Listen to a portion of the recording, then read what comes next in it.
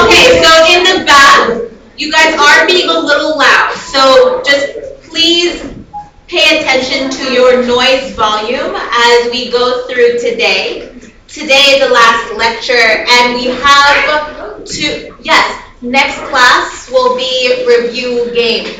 So I'm not going to teach tomorrow. So we will have the last lecture today, 2 presentations. If I have time at the end of class, I will go through the structure of the exam. But if not, I'll do it tomorrow before we go into our activity for tomorrow's class. So per usual, our last review questions. Who were the 3 bad countries in World War II? Germany!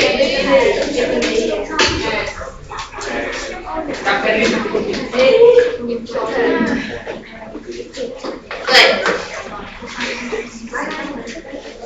So then, what were the 3 changes that happened under Japanese occupation in Cambodia? What are 3 changes that happened when the Japanese took power in Cambodia for 6 months?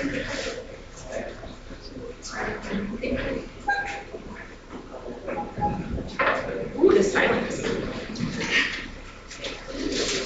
So you guys know what I'm talking about, yes? Last lecture, we talked about how the Japanese came in and made some changes almost immediately when they took over. What were some of those changes?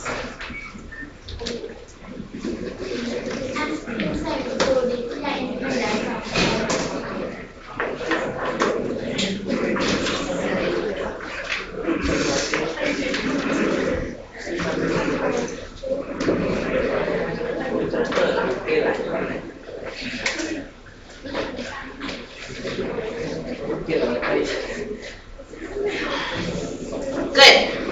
So the Japanese wanted to bring Cambodia under the Asian Empire, a Japanese empire.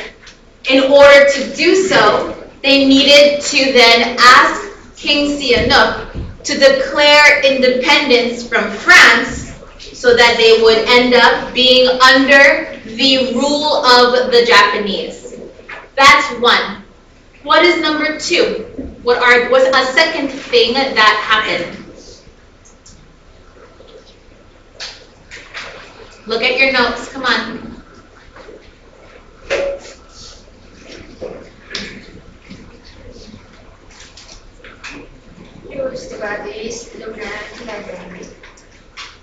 The Japanese, who are Buddhists as well, asked the Cambodians to use the Buddhist lunar calendar rather than the common calendar, which is known as the Gregorian calendar.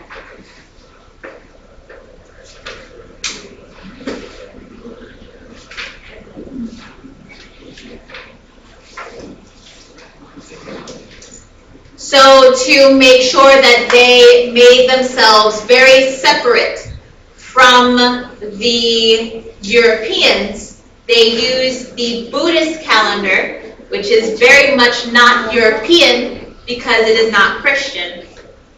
What's a third thing that happened under Japanese occupation?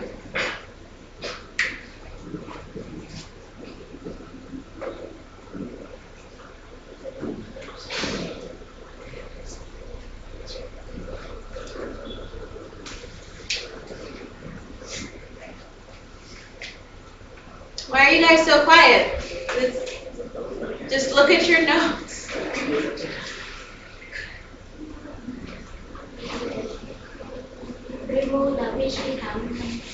Removed all Vichy government officials.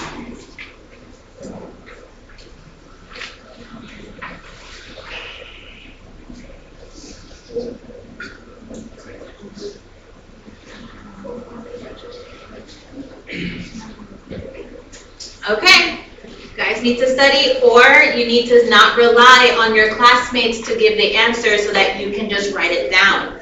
Because if you wrote it down last time and you don't remember it today, that means that simply writing it down doesn't help you to remember it. And if I'm asking you these questions, it's because they will pop up on the exam. What were two main political parties back in the 1946?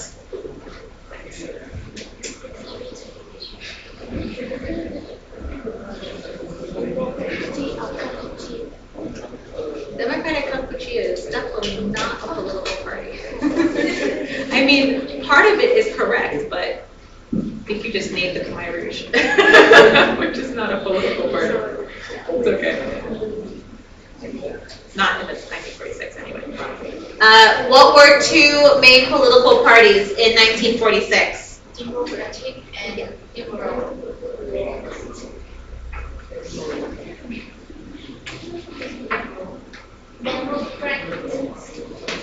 Yes, Democratic, thank you, in the back. Democratic and Liberal. For the Democratic Party, did they want for Cambodia to be independent as quickly as possible, or did they want for Cambodia to take her time in going for independence? As soon as possible. Democratic Party wanted for things to happen fast.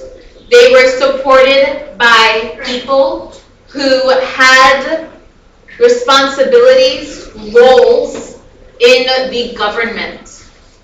The Liberal Party, they wanted to take their time. They believed that leaving France would be a mistake because the people would not have enough education. So they wanted to take their time.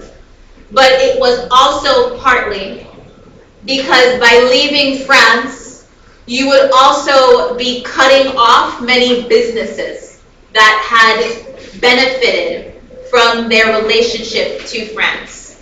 Liberal parties typically were people who had businesses, who had land, and who were elites, people who had a good relationship with France.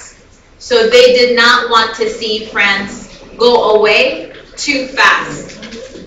So today we're going to get to our position of Cambodia declaring independence and all the things that led up to the Declaration of Independence and some of the things that happened after. So where we left off, we had just finished the end of World War II. The three allies over here, who were, what's the first country? Second country? England. Technically Great Britain.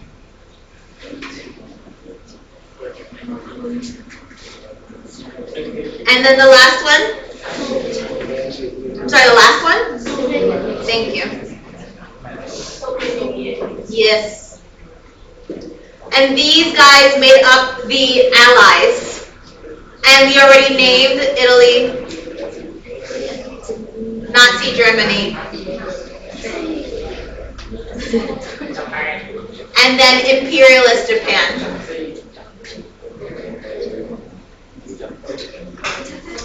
So after all of this struggle over the 4 years, the war ends because of a coordinated effort, because of the cooperation between the U.S., the Great Britain, and Soviet Union.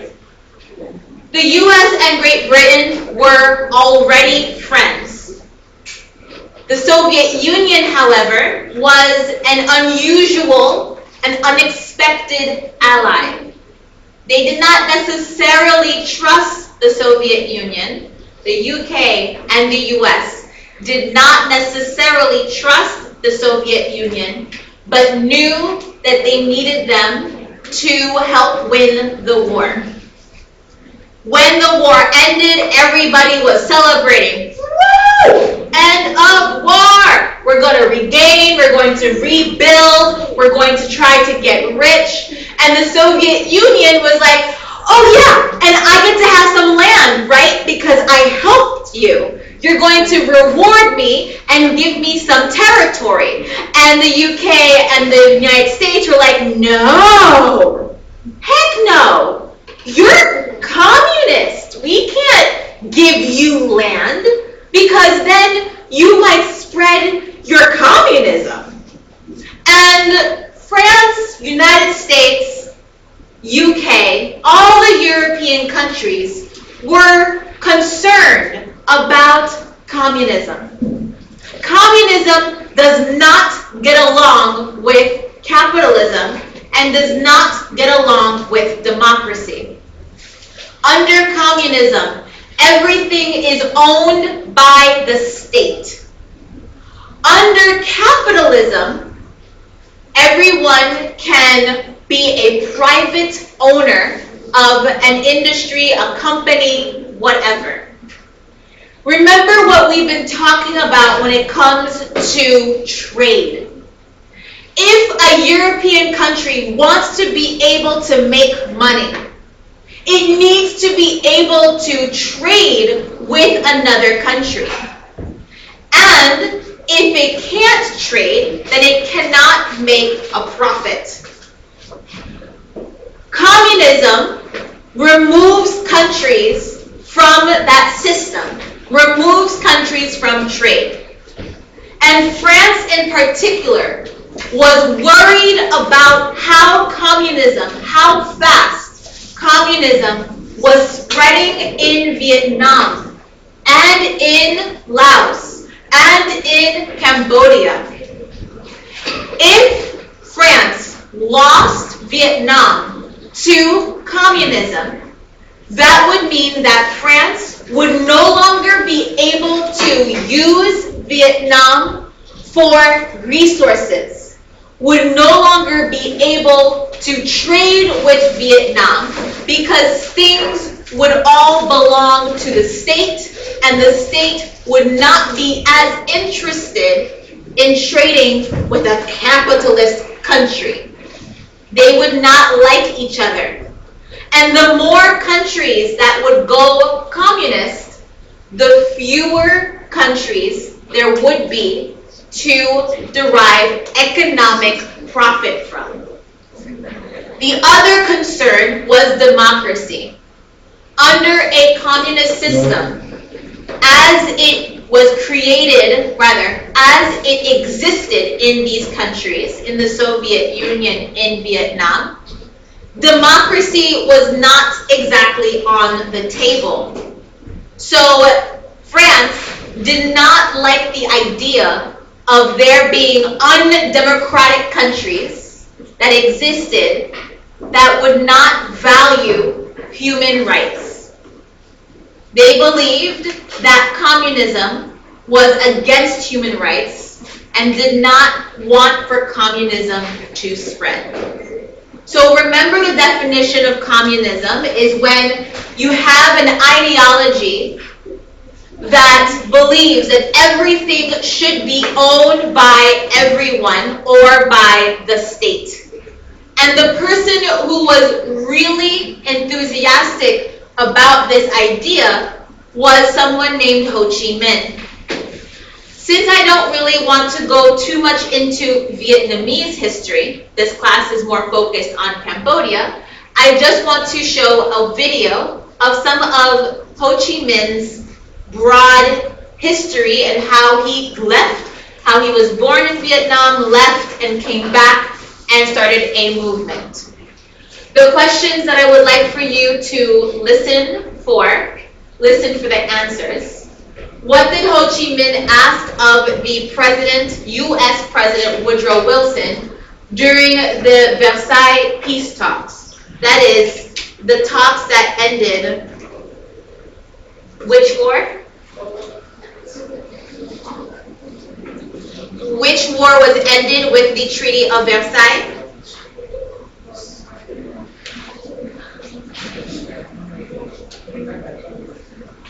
I hear two answers, so just shout one of these answers.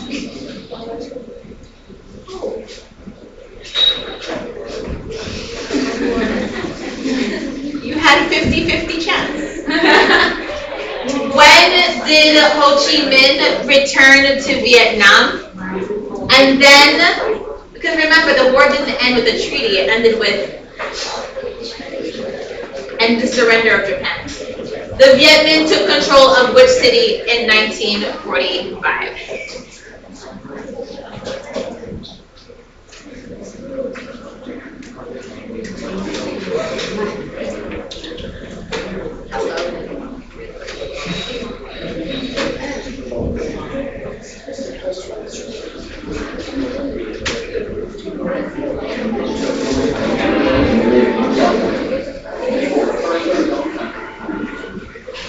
We're talking about Ho Chi Minh, the communist leader of North Vietnam, who fought against the United States and won.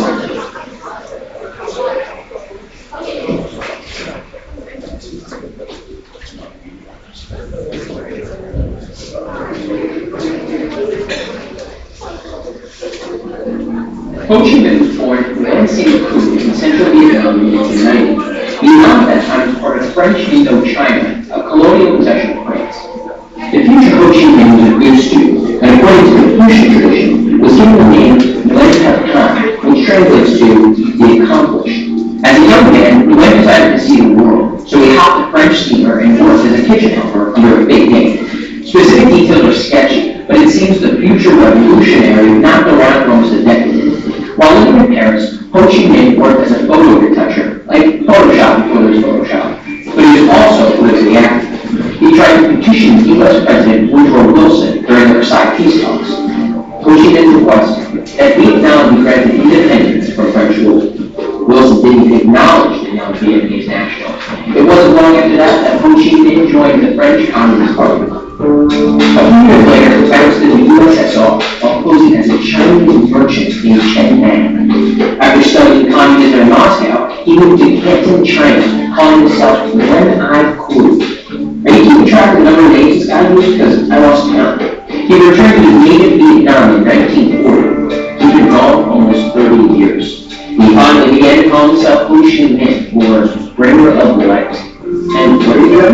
An organization called the Viet Minh, which sought an independent Vietnam.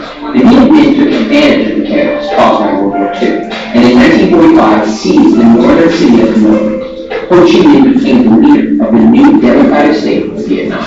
But the French held on to the southern part of Vietnam, and a complicated civil war between the communist north and anti-communist south ensued. So this is where we'll stop. Again, just keeping in mind, communists do not like Democrats, or democracy. Communism does not like democracy. So that civil war made things very complicated.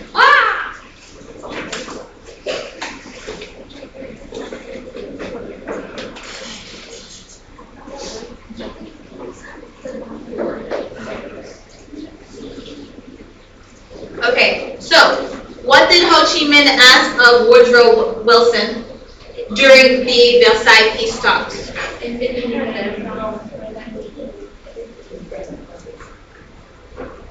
When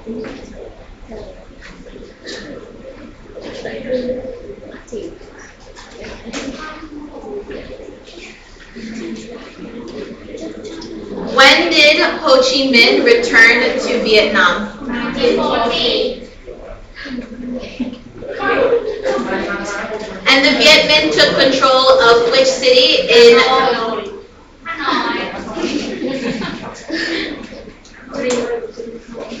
Good.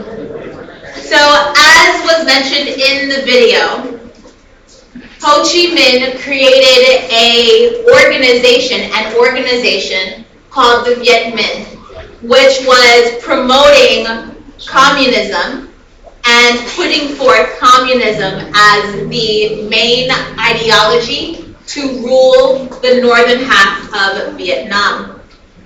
This party became very popular in other places, and as the Vietnamese were traveling and spreading their beliefs, other places like Laos and Cambodia were also inspired to create their own organizations.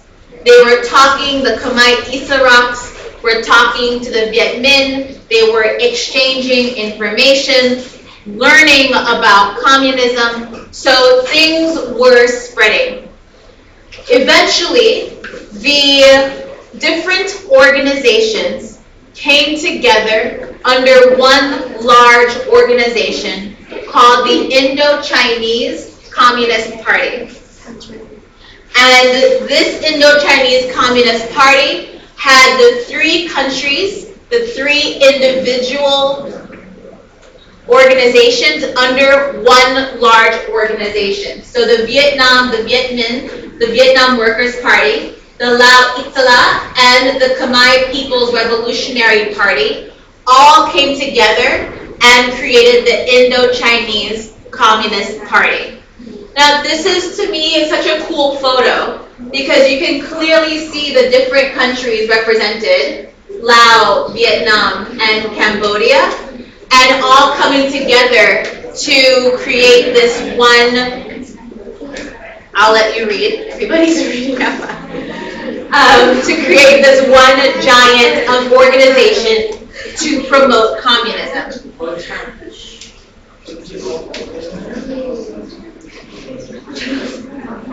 Wait a second.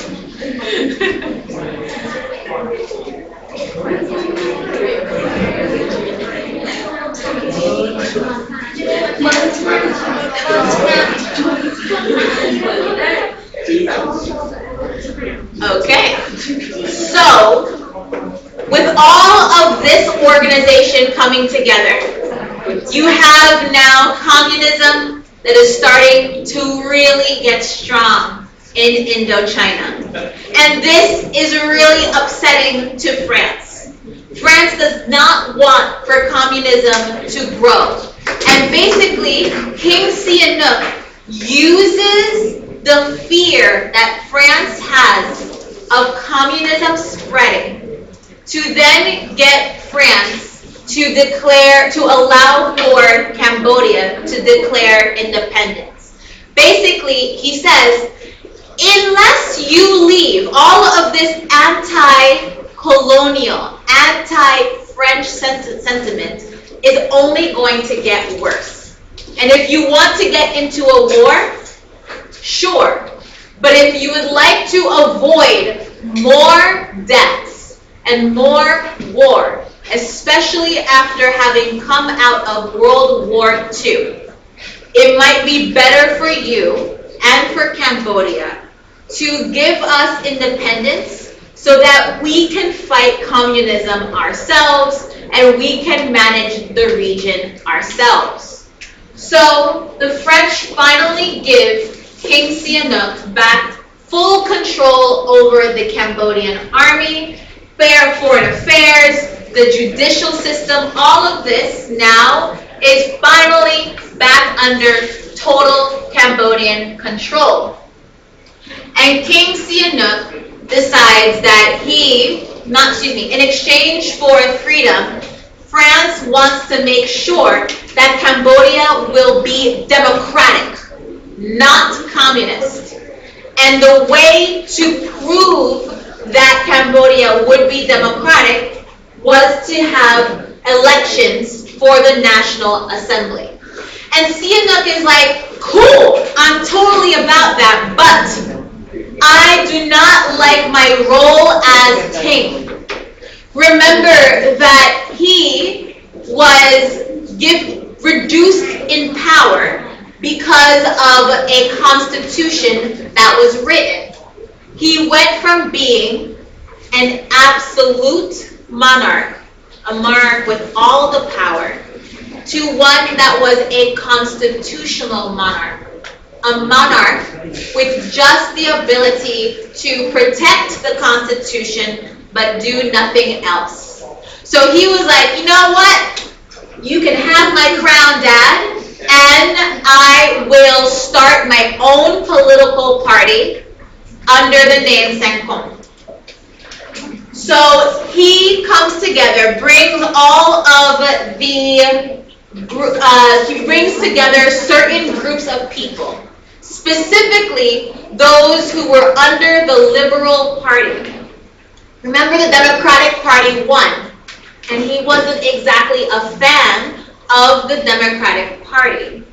So he ends up actually creating a different organization that was anti-communist and then held national elections. But let me allow for our presenters to go into more detail about this. I actually kind of... So the first presentation will be the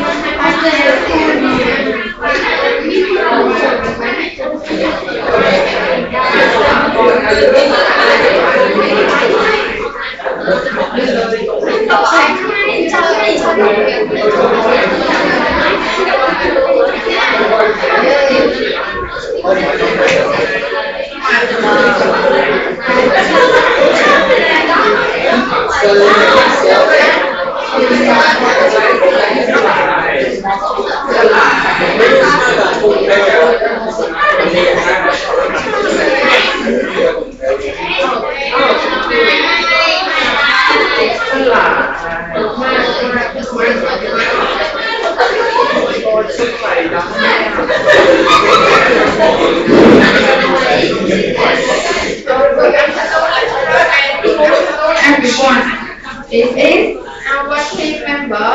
Miss Wingate, Miss Richard, and Miss Boromoy. And today we would like to present about King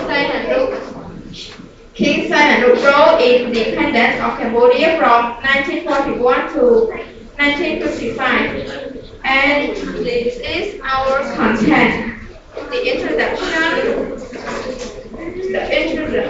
will be covered by me on the negative of French colony in Cambodia and King Sihanouk's role in 1941 to 1953 will be covered by Miss Boromoy. And the crucial for independence will be covered by Mrs. Zhang. Next, after getting independence and in conclusion will be presented by Miss Wingate. Now let's move to our introduction. Who is King Sihanouk? King Sihanouk is a popular king in Cambodia. Most people know him as a father priest. King Sihanouk is the most powerful person that the citizens respect the most, although he had passed away. The citizens still respect him. He was born on 13th October in 1922 in a royal family. King Sihanouk is the famous king who made Cambodia become an independent country from the French colony was on 9th November 1955. The French has controlled Cambodia for 90 years. So in this assignment, we will tell about how King Sihanouk took a role in the independent country. We hope that the assignment will make the listener know and understand more about the history of Cambodia. Now let's move to Miss Boromoy.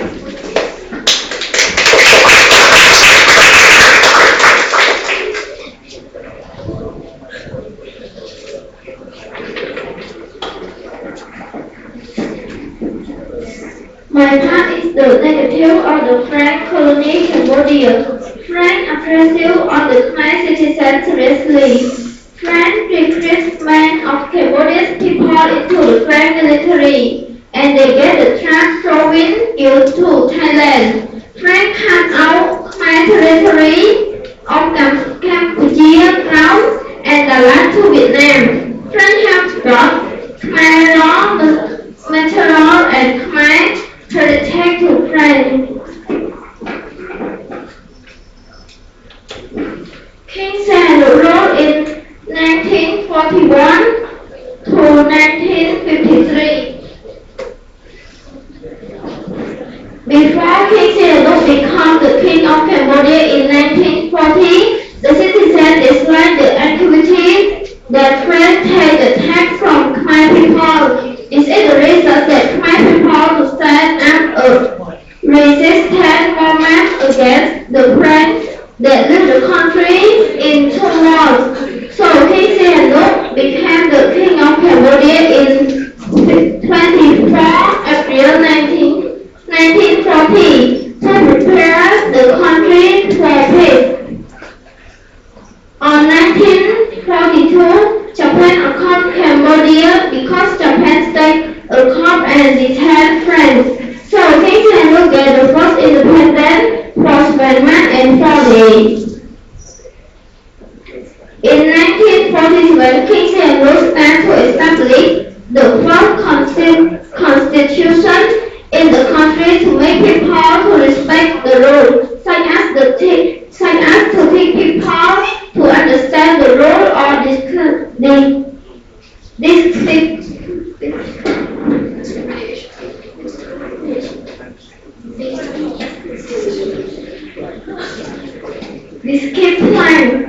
In 1949, King Sihanouk negotiated with France to get the autonomy of temporary independence. In 1953, King Sihanouk promising to deliver complete independence with 3 years by crusade for independence.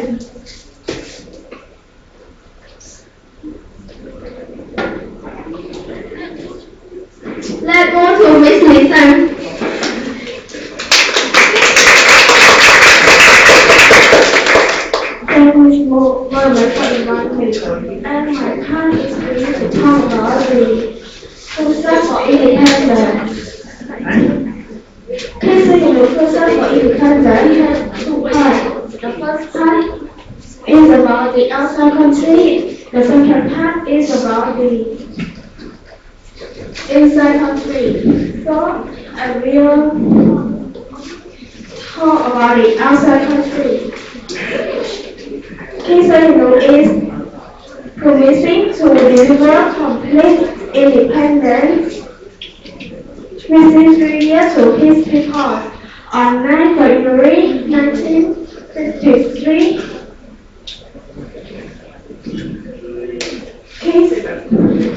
Kiseno went to France to declare to prepare this documenting outstanding had tried to be discussed and negotiated with French President. Then on 12 April 1953, King Signal went to Canada in Montreal to give press and radio interview about emphasizing the two issues. The first issue is the independence of Cambodia, because Cambodian people want to be freedom by doing something by themselves, and they want someone to take control on them. And the second issue is about the fighting issues and communism in Indochina. So he went on to the United States in New York and to interview with the New York Times newspaper for the same topic by elaborating more broadly. In 19 April 1953, the New York Times news post the civil press conference on the first page by follow the step. If France does not give independence to Cambodia, Clark Paul and Stanton, the French, and they will convert to Vietnamese movement. The negotiating in Paris proceeds slowly. So on June, Silu went to Thailand, where was not welcome to him. So he went back to the inside country. And about the inside country, also we took time for future independence. The first part is in the autonomic area, and the second part is the armed struggle. But as you guys know, that autonomic area has several provinces, Kompong province and Battambang province. So Kingston will start at the autonomic area by two Battambang province to gather the amount of citizens 400,000 who volunteer to join the militias of women, valiant and to determine to follow King Silu to crusade for independence. Whereas about the right democratic start fighting and also join with the government to crusade for independence too. And about the second part of armed struggle, this part of the struggle was led by Thai Israel, which tend to be liberal and communist. The struggle was supported by the Vietnamese and about Khmer Israel. Also occupied 1 or 3 in the country that held the citizens approximately 1 million people also want to get the independence to Cambodia. Later on, French held the problem inside the country and King Silu also won the independence back to country. During the situation, the Red French decided to build the full independence back to Cambodia on 9 November 1953. It just as King Sihanouk promised British citizens the 3 years for full independence went to Cambodia, but he just made it only 1 year for to get full independence. This is the end of part and move to India.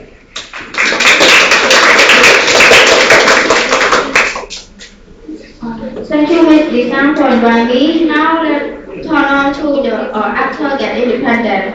After get independent, King Sihanouk had a conference in University on April 26, 1954, to allow 19 countries to join in the recognition of the independence that Cambodia gained from France.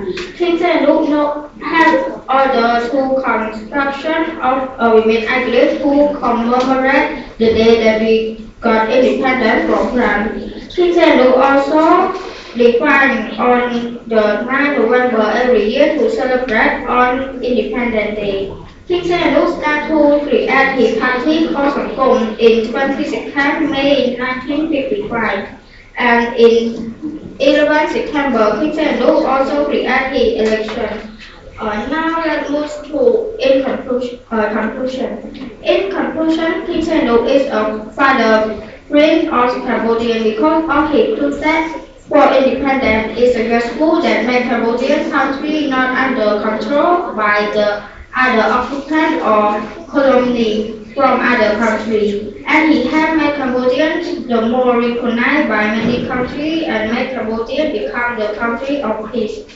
King Sihanouk has created a lot of jobs or things that made Cambodia become a very progressive and developing country, the same as the other countries. So this is the main reason why citizens respect him a lot, even though he passed away but he still made citizens respect him and admire him that he made Cambodia not under French colony anymore. So as we are the next generation, we need to understand more about our country history and we need to come together to grow, to survey our nation, country, culture and civilization to keep alive and to fit into the value of our center.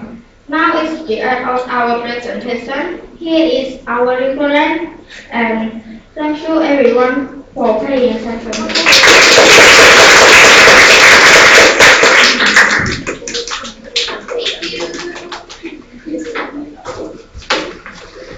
Could we have our next presenters, please?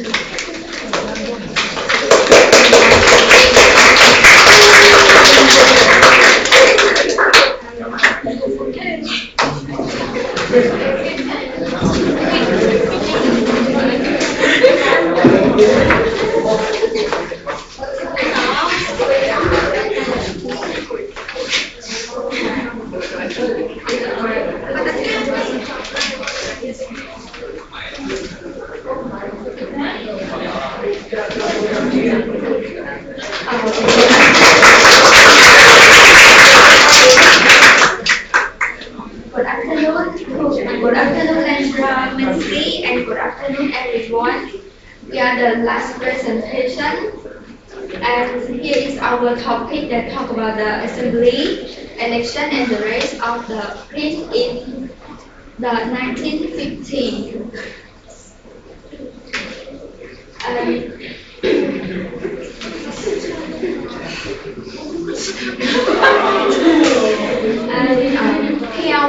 Here our content that for the introduction and the Cambodia after getting the independence covered by me and the assembly election in 1955 covered by Miss Carrie Sakura and the assembly election in 1957 covered by Miss held by today, and the last presenter is Miss Sen Kim Long that cover about the Sihanouk policy and conclusion.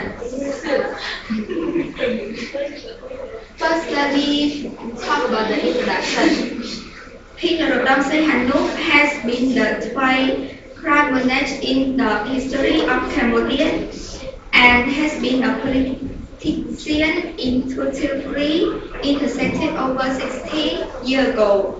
He died on October 15, 2012 at the age of 1889. Considered a reform mandate, the fate of Cambodia, both good and bad, has many times been the result of domestic political conflict and global political pressure. And we will talk about the assembly election and the race of the Prince Sihanouk in 1950.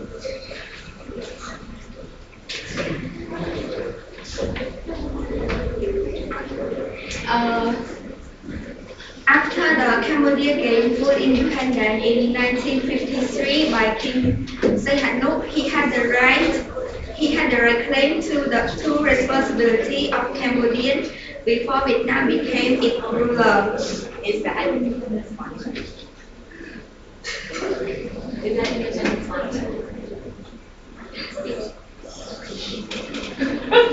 looks really different, that's all. And this following year, he and his advisor was able to secure a position before granting right to the communists who formed the Viet Minh in the First Indochina War. Sihanouk used his ability to remain independent from Cambodia to bolster his policy of holding back parliamentary power, but he still faced mosquitoes and opposition.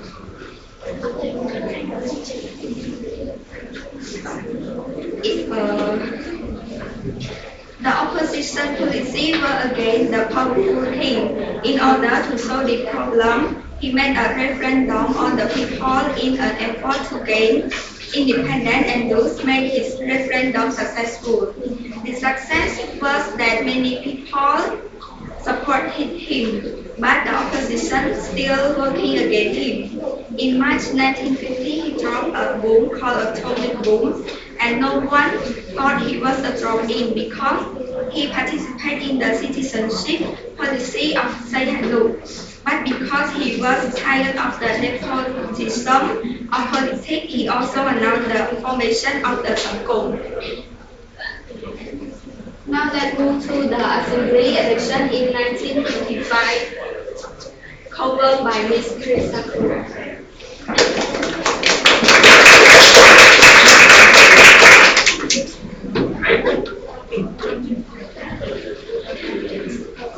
Thank you, Ms. Melly, for inviting me. And now let's start with my plan. It's about the assembly election in 1955. On December 11, 1950, it was the vote for the National Assembly, and the result was the Socialist Party that won 82% of the National Assembly, 5% of Democrat, and 4% for Protestant. Even if the socialists were to win, he would have no more opportunity because he loaded the lottery. Voter had to pass the candidates through a bag ballot. When he appeared on their ballot, this favored the Sangkum. When Sihanouk first appeared on their ballot, it was a punishment. Sihanouk appointed the Dutch one. Sihanouk appointed the Dutch one. Go back. The Dutch one as the head of the national security to oversee the process. To counter dissent before leading the election, he closed down the opportunity. At the time, Democratic leader Gamotana was the intellectuals, his driver killed and had a prominent Buddhist man died in the prison for declaring disrespectful prom in public to Sihanouk. Sihanouk decided to run the country basically on the inner circle of descendants, including Prince Mudirat and his nephew Simat, along with ordinary people such as Phnom Penh, Nixon, Samson, and Manaw.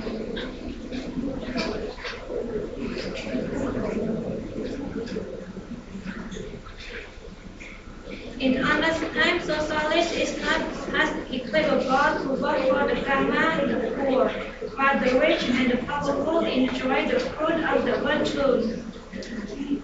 As the debate candor of the opposite remain independent, they continue to pay different tax for finance and government improvement.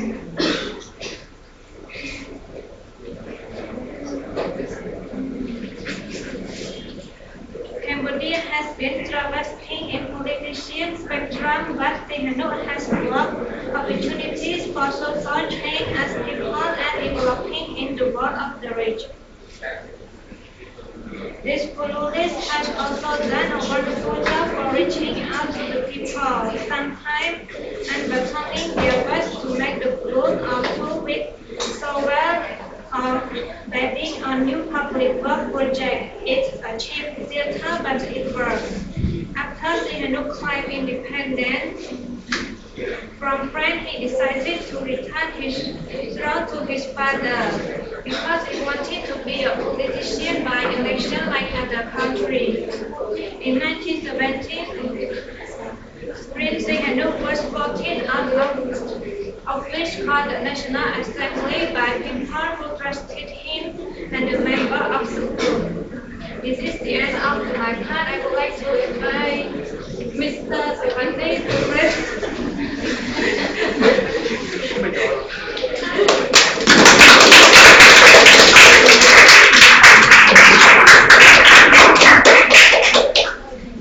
I can't recall the Assembly election in 1957.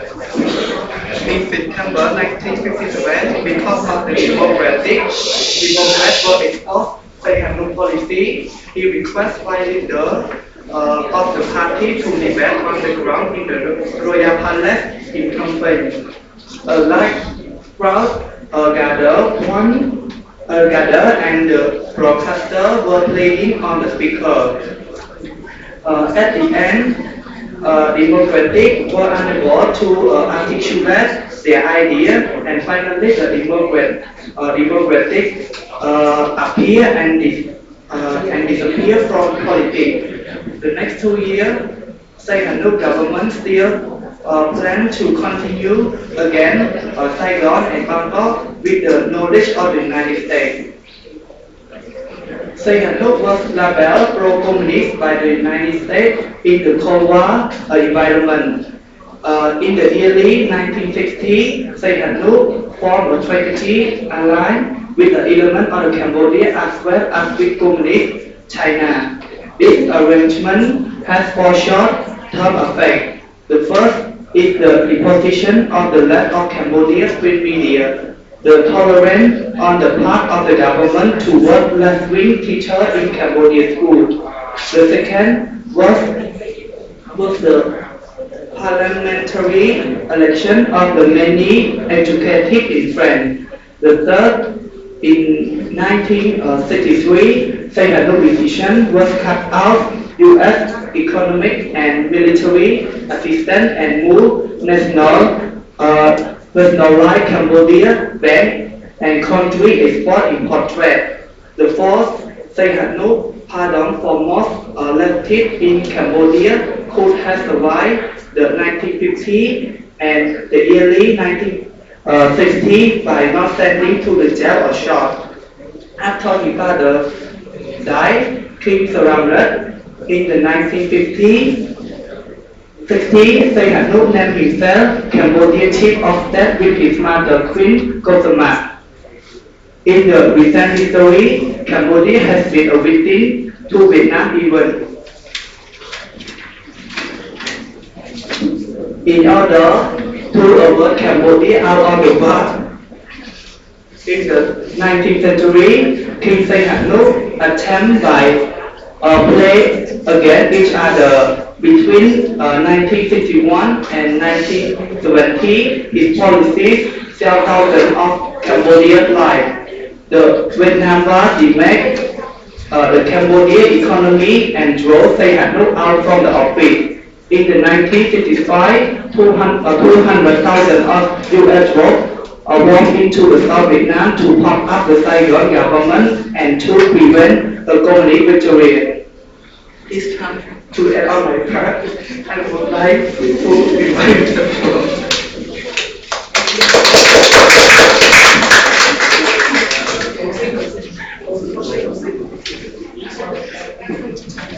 This is my point, then policy.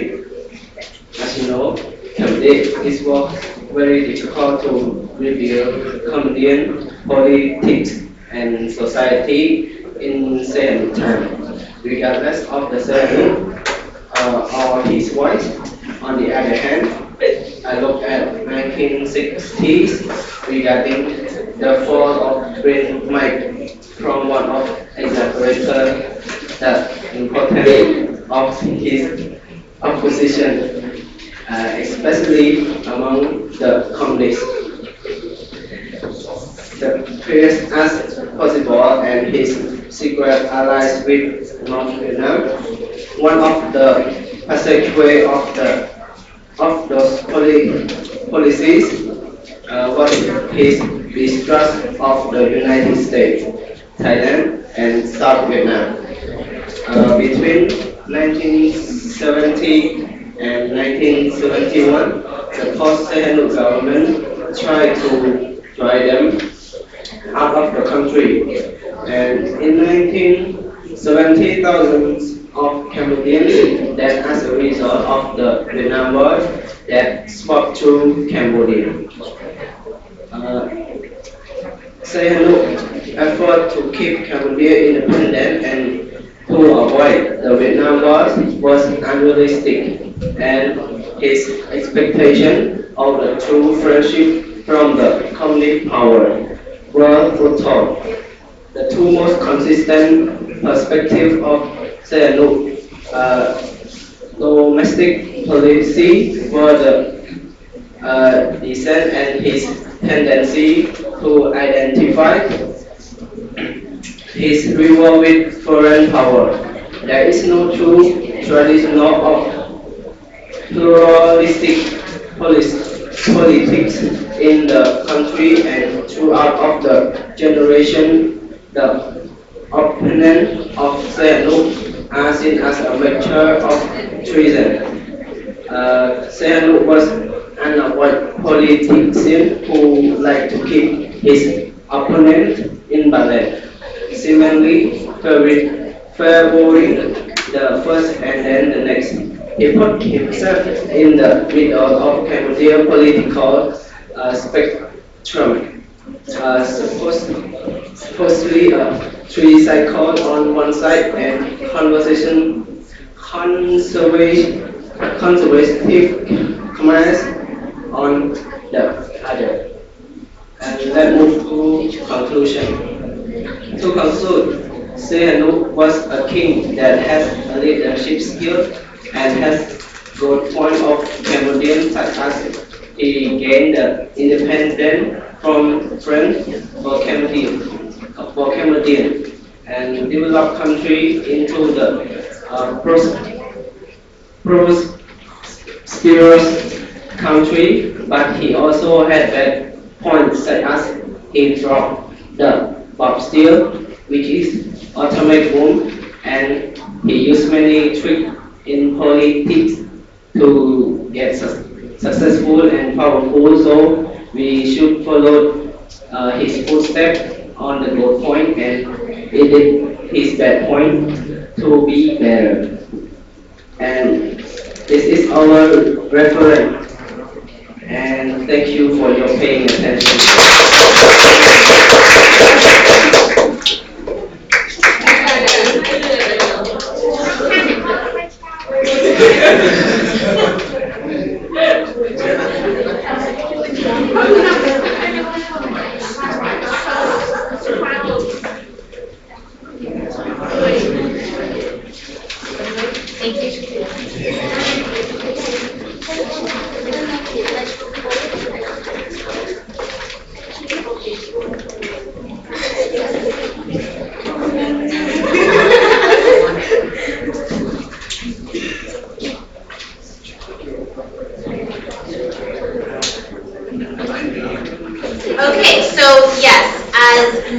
you, I'm sure, are aware.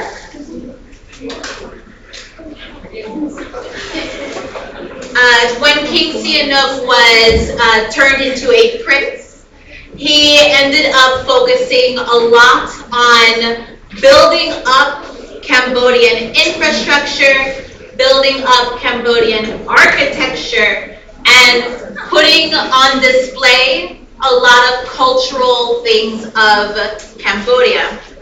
One of the things that he's responsible for is commissioning the Independence Monument. So just a quick video about that.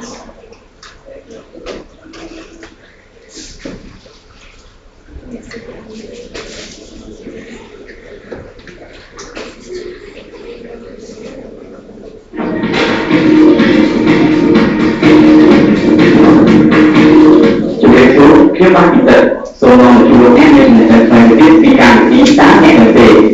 Rồi khi chúng ta chưa được liên lạc cho càng người càng tạo đó trận quốc bệnh viện này thì mình này biết cứ chưa sống nó ở đây ba đó không với họ sẽ càng chuyện.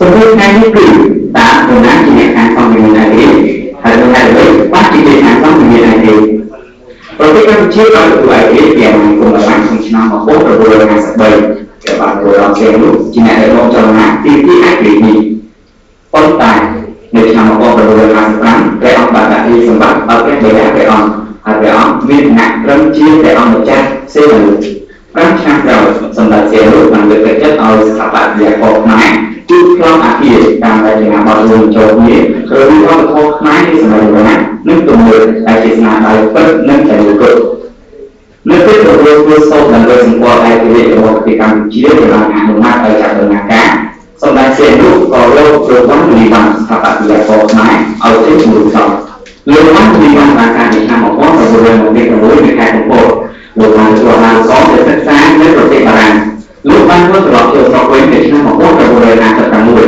rồi cái chuyện tháp bạn giải phóng bằng bộ một óc đánh nước nhà và thân lớn nên biết mà tiền sau đó xe lúc ban tay trang luộc chia cờ thiên xa từ ngã cá nên tháp bạn giải càng bộ vì mình hãy biết là bạn sáng sống được trong năm mà có rồi là sợ rằng vậy đã chỉ là đã chung trên đồng bộ của óc của bọc luôn quá tùy bằng sau năm ít chia số đã biết tôi muốn chia cả chủ sợ chẳng đầu bộ vì biết anh biết bạn phải thì chia tiếp xong ra đầu thì thịt lời cá hạ chia nhiều nhiều vì chỉ bất cứ rồi mình trong người mình hãy biết vừa lái bao đồng mát bè mát sạc nâng lời chọn cụ các pháp xã của quân bạn đã đang được việc nghĩa đang các trường đài trong việc là đây là nhà pháp của mọi quá tùy bắn ở những việc sắp xã lúc bạn trên pháp ở kia xem đi chỉ trang được trong phần thuế đôi chỉ sang màu sọ chạy mút nên xa ô thuế tôi thì trường làm chuyên đơn hàng phải quản lý được quan tùy bạn còn tôi luôn nơi để học khác cả là thi công trong thuế việc này được biết là luôn lấy với đồng lại cho các tài viện này thì số được tạo được con người hoàn khổ chúng ta đã với đi can thì ta ngày thực tế người bước vào một trường hợp nhà với trong thuế khác chẳng định. So I know that he passed away in 2017, but thought it was still a good description of some of the contributions that Sihanouk did specifically. So after he gains independence and becomes the Prime Minister of Cambodia, he starts to also put forth certain economic policies that allow for him to try to make Cambodia as rich as possible. What he is looking to do after independence is take back all of the responsibility and get his country as modern as he possibly could. So that meant, because Cambodia wasn't exactly the richest country, that meant having to ask for money from several different countries in order to get more resources and more industrial support. So for about 10 years, he goes from country to country. He asks China for millions of dollars. And China helps to build a textile factory, because at this point, Cambodia's main exports are agriculture, rice, rubber, and now it has an opportunity to move into a new industry, building textiles, creating textiles, as well as even creating glass bottles. So China helps to build new factories. From Czechoslovakia, he asked some money to build tire factories and tractors. Remember that Cambodia had been making rubber, so it used that rubber to then make tires. So it was a natural fit for Cambodia. France supported the rebuilding of the port of Sihanoukville, and Sihanoukville became a resort for the French. And in order to get to Sihanoukville easily, they then ended up building a rail station between Sihanoukville and Phnom Penh, and with the collaboration of West Germany. And then the USSR, the Soviet Union, helped to build a hospital. And the United States also helped to build infrastructure like roads, like public education, like public health, like agriculture. So during his first about 10 years of his time as the Prime Minister, Sihanouk is able to do a lot of amazing things. But some of his key issues, some of the problems that start to face him are in these three areas that all affect one another. Political neutrality, meaning being able to stay neutral in a situation that is not yours. When Vietnam started having their civil war, remember that I mentioned at the beginning of class that Vietnam, that first of all, communism and democracy don't get along. And Vietnam, in the video about Ho Chi Minh, Vietnam ended up in a civil war between the communist North and the democratic South. Rather than staying out of Vietnam, rather than ignoring what was happening and maintaining good relationships with everyone, Prince Sihanouk, Prime Minister Sihanouk, took a side. He ended up actually following the communist North, which upset the Europeans and the Americans because they were pro-democracy and trying to support the South. So that mistake then ended up killing some of his foreign policy. By not being politically neutral, he then ended up having a bad foreign policy because several countries were starting to get upset with him. And he started accusing those countries of being anti-Cambodia. So it was a whole big thing, which as those countries, I just mentioned that we had France and Germany and United States giving money. Once Cambodia took a side, it meant all of a sudden that they were going to no longer give money to Cambodia. So economic development then stopped. So what does this have? What does this do? Sihanouk needs to make money somehow. He needs to find a way to keep Cambodia moving forward. So he decides to nationalize certain industries.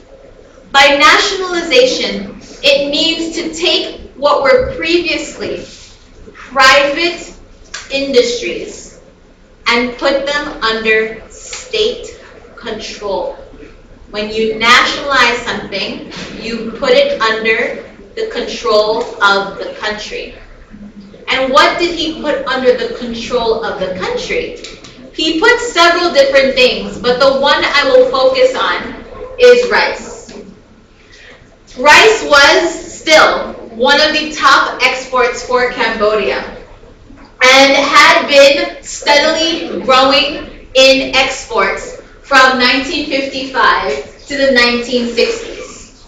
But unfortunately, there wasn't a lot of investment in trying to keep the rice industry always growing. The same techniques were used in Cambodia that places like Vietnam and Thailand and China had already stopped using and were using new techniques. So the one problem was there wasn't investment in improving the rice production. But then Sihanouk nationalized rice production, which meant that if I was a rice farmer and I had rice to sell, before Sihanouk nationalized anything, I would just take it to someone and say, would you like to buy rice from me? You would say, sure, and you would give me the price you think was fair.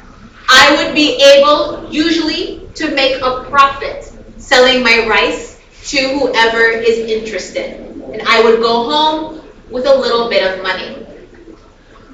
When the rice production was nationalized, Sihanouk put one flat rate, one price for all the rice.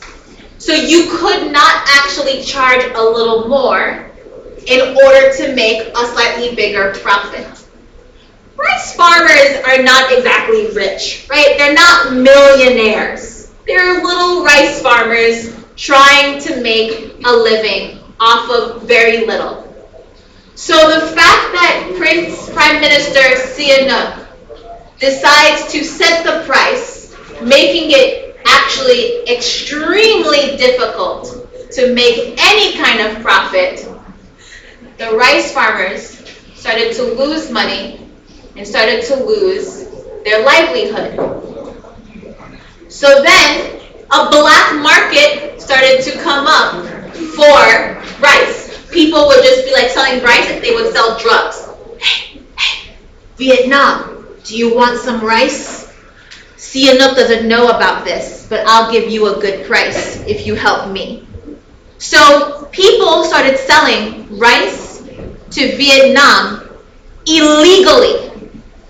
They were supposed to be selling the rice to the government, but the government wasn't giving them enough money, so then they had to sell the rice somewhere else. Now the government is like, wait, we have this program where people are supposed to be selling to us, and yet we're losing money. I don't understand where the money is going. So when Prime Minister Sihanouk found out that people were selling the rice, not to Cambodia to make money, but to Vietnam, he got very upset. And there are reports of him using a lot of force and violence in order to make the farmers scared and make them stop doing this. There are reports that farmers were killed for selling their rice to Vietnam. But Sihanouk felt justified in doing this because he wanted the government to function, and the government was losing money. They were not able to pay for positions, so therefore the ministries of health, ministries of education were losing money and they could not function. As people saw that Prime Minister Sihanouk was not making good economic decisions, eventually his parliament decided to say, you know what, this isn't going to work, we need to get rid of him, and you have a coup. Now, of course, the history, what I'm trying to say with this, because I'm going to end it here. Just because you get independence, and Cambodia had been looking for independence from the moment France said, sure, I'll be your protector. And King Norodom was like, oh, this sucks. And it just kept getting worse. But things did not get better after independence. You still have to run a country. And in the current situations that we live in, the history of the world has shown us that unless you're on top, you will probably end up being exploited by one country or another. So this semester, what we've talked about is how the way we have organized our societies all over the world, moving from empires to countries, we have generally been in a situation where some countries, large countries, imperialist, colonialist countries, have exploited other smaller countries like Cambodia for power, for territory, and for wealth. And Cambodia is a country that has managed to survive centuries, hundreds of years of oppression by other nations, whether it was Vietnam, whether it was Siam, whether it was United States, whether it was France. It has managed to survive this, but just barely. And why is it that we do have a situation where countries are always looking for that gold, that glory, or to spread their ideology? That's the way that we have continued to organize our world, which has left parts of the world completely exploited and kept in poverty for so long. So what does that mean for us? You're all sitting here as CAMED business students. You all are hoping that your degree is going to help you make money and be successful. You are also hoping for that gold and that glory. You would love to be able to go to Aeon Mall and go like, oh, I love it, I want it, I saw it, I bought it. I know all of you want to be able to have that power. Just like big countries like the United States want that power. Like China want that power. But what it means for you as potential business students and the next generation of Cambodia's future, what this means is that you should always be considerate of how your work, how your decisions can impact another person or another industry or another company. Your choices are part of the world's history. What you have access to is because of all the choices that were made by certain countries. And what the future will look like will also be very much determined by what you choose to chase, what you choose to work for, what you choose to create.